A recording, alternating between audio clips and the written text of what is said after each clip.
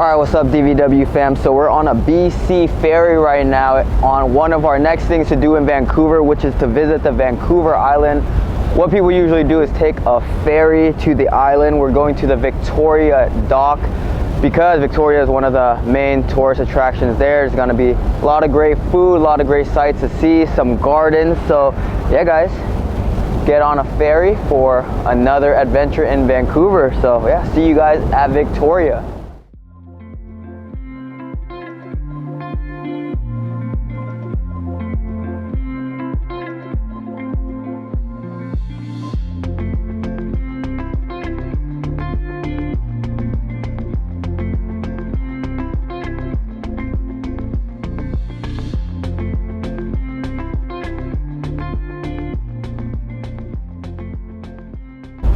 Ooh, and there's actually some seats out here too, so you can sit and watch as the boat or the ferry cruises through the seas.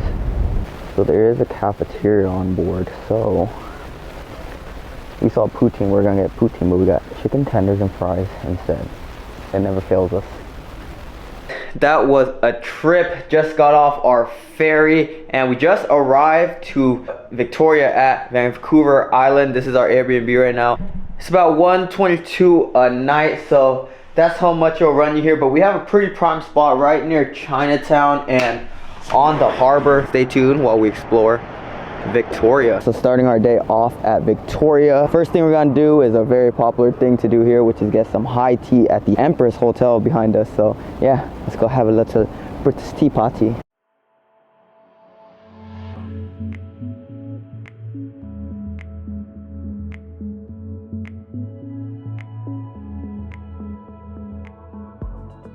Mr. Winston right here greets anyone that comes in.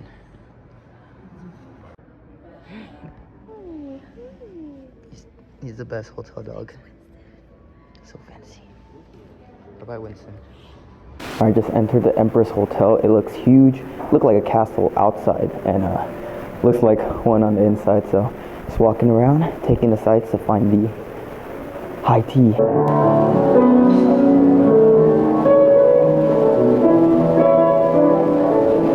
So basically how this works is the first 15 teas are included. So we basically choose our tea, and the tea leaves are right here.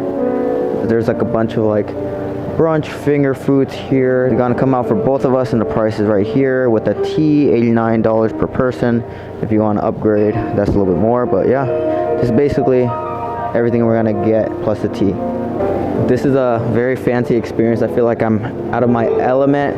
We have nothing to expect, but apparently we got recommended this by Tim, and it's a thing to do in British Columbia. Yeah, basically we're gonna have a tea party. You ready, Tay? I am ready.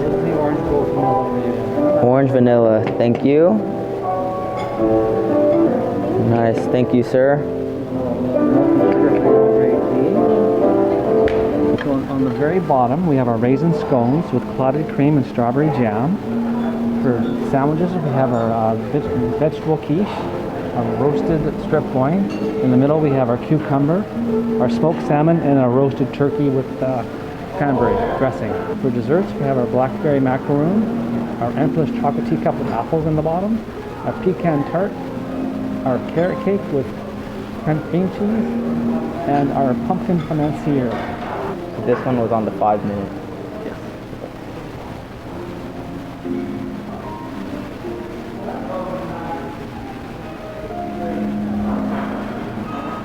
Thank you so much, Wayne. Leia's putting some cream in her tea. Ooh, some sugar. My orange tea. I'm gonna try to be fancy and mix it up a little bit. Nice. That's really good. Honestly, could just drink this whole right now. This is the creamy orange vanilla.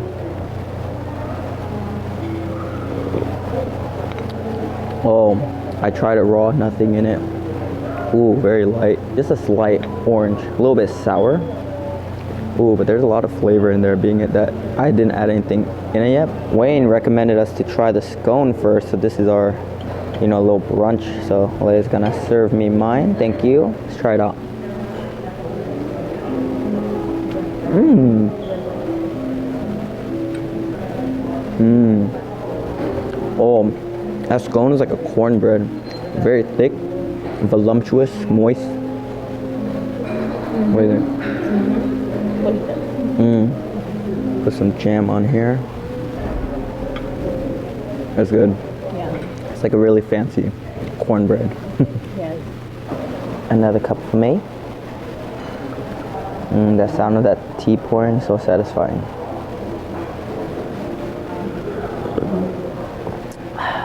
The ambience is crazy too. You could view the harbor, the boats, people riding around in bikes with the pianist playing the tunes in the background. And there's also a fireplace in front of us too. It looks very nice. Not gonna lie guys, this is really good tea. It is really good. Alright, what should we try next on this high tea experience? Let's try the little quiche. Oh, so it's like an egg quiche? Come in. Actually, don't know.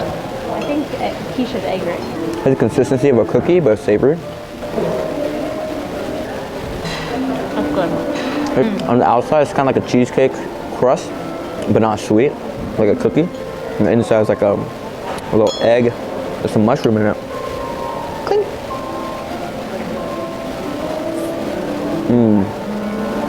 Good.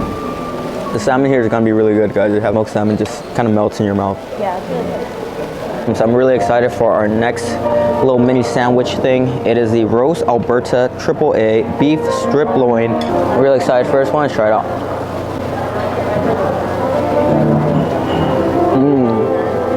That's like a really fancy roast beef sandwich. It's a grainy, very spongy bread. Then you get that, it tastes a little bit of the horseradish creaminess, and then the sweet radish, really crunchy. And then the quality of beef is really good. AAA strip loin. Next one. Next one.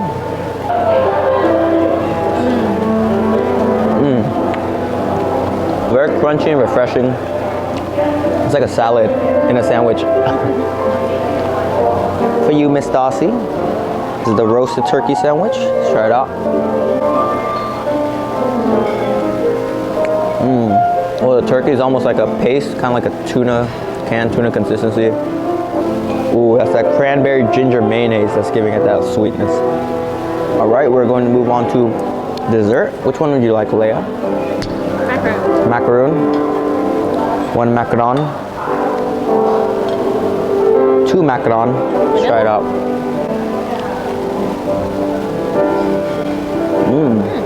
I'm not even a huge fan of macaroons, but this is a pretty good macaroon. Definitely like a raspberry or blackberry macaron. This is a carrot cake opera.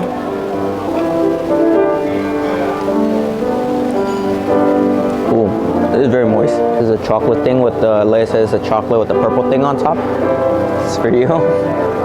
They call it the chocolate teacup. So it has Earl Grey chocolate ganache, roasted apples, black hair foam, and gold flakes. Whoa. It's like a marshmallow. It's like tarty too. And then there's chocolate. And then there's something you bite into inside. The pumpkin financier.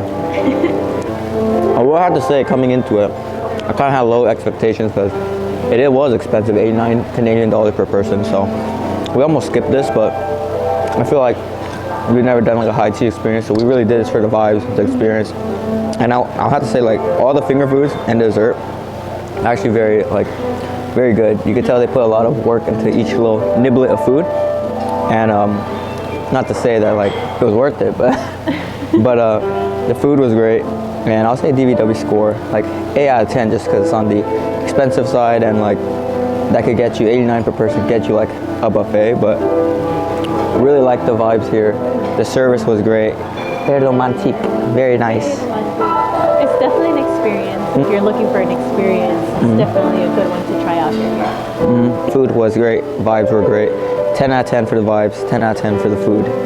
On to our next location.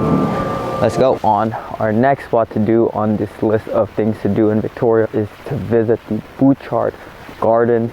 This is a top national historic site of Canada. It is a really big garden. It has 6 gardens in here actually, but it is amazing. Look at this, guys. I feel like I've been transported into Narnia. It's a $25 per ticket. So yeah, we're in the first gardens right now. It is a sunken garden, but we have a couple more to see. So yeah, let's go.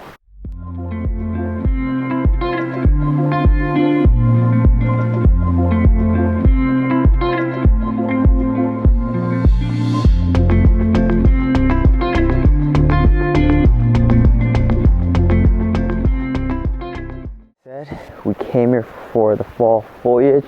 Never seen trees this beautiful before.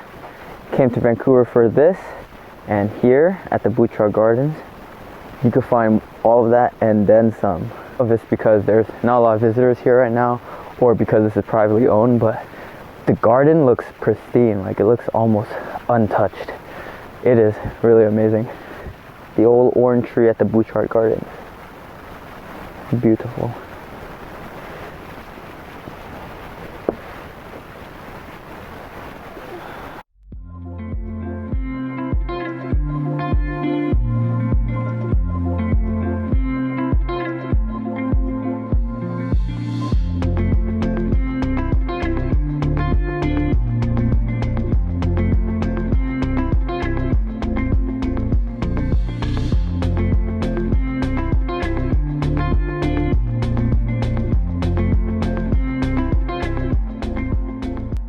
Well, this is nice, guys. It's a Japanese garden. There's like a stream to the left of us. I feel like I've been transported into Kyoto, Japan.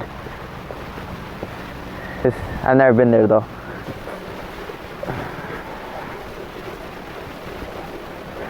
These gardens are so beautiful. Guys, there's a bunch of deer right here. Hey, hello, deer. I've got their attention. So we're leaving the Butchard Gardens right now. It's been a real I don't think we had the chance to visit all the gardens in this entirety, and the rose garden I don't think was blooming, but my favorite was definitely the sunken garden, then the Japanese. Those two are a must if you guys come. So yeah, on to our next adventure in Victoria. So on our next stop in Victoria is the Royal BC Museum right here. One of the main attractions in this museum is a natural history section. Apparently they got some woolly mammoths, so let's explore this museum. There's a life-size mammoth here. Like it came straight out of the Ice Age. These are actual fossils, real fossils from the Ice Age. This is really cool. So these exhibits talk about how the people migrated from Asia through Siberia to North America. And I was just at an archaeology museum in Mexico City, and they was talking about how the Mayans and the Aztecs and the native tribes of South America also came through this path, so it's consistent throughout these museums. Whoa, this is an ancient big bear. The largest mammalian carnivore in the planet's history. Guys, look how big this beetle is. I hope this guy doesn't exist anymore. I would freak out if I saw a beetle this big in my house. There's a room here, it's like a replica of a forest here in British Columbia. You can see all the animals. I feel like we're actually in the woods, viewing these animals without the danger aspect. There's actually living organisms in this little pond right here. Look at this. This guy's so big. Look at his face. What are these, walruses? Also, only the second floor is open right now, so that's why it was $5. They had a third floor as well. But yeah, it was $5 Canadian. That's pretty cheap for entry. It's about like $3-4. Wow, now it looks like we're in some submarine of sorts. Ooh, underwater, guys. Hold your breath.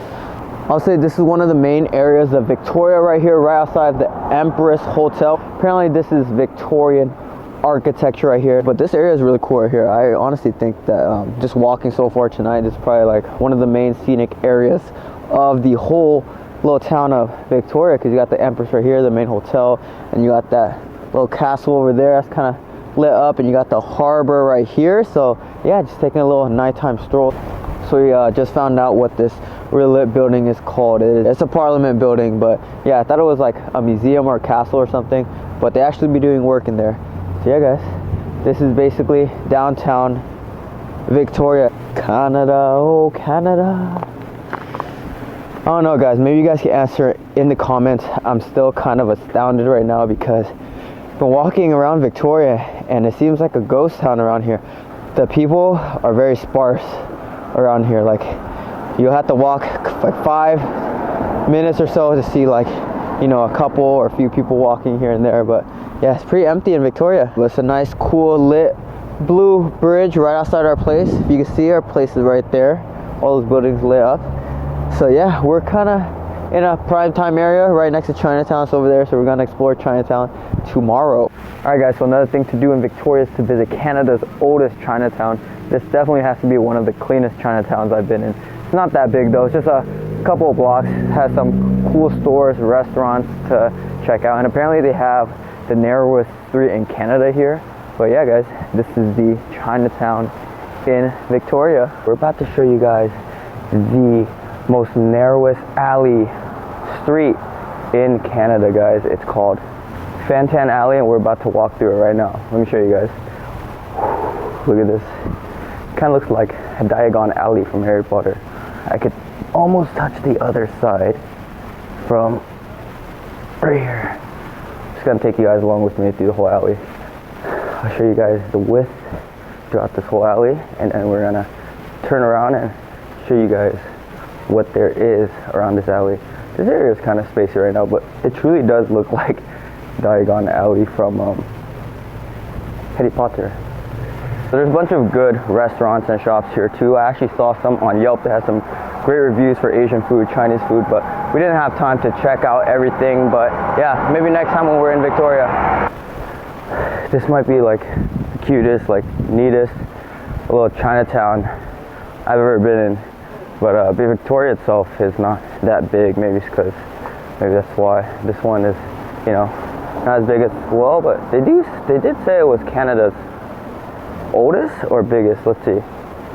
Oldest Chinatown, so not biggest. Guys, overall, to wrap up Victoria, we stayed here for 2 days. I think that was a perfect amount of time, maybe even like a day trip. It's just like a really cool little town to walk around, sightsee. It's like the closest thing you could get to being in Britain without being in Britain. A lot of cool British architecture, the Parliament buildings and stuff. So yeah, just it was really fun just walking around these past couple of days and eating here. The food was pretty good as well. If you guys liked the video, please like it.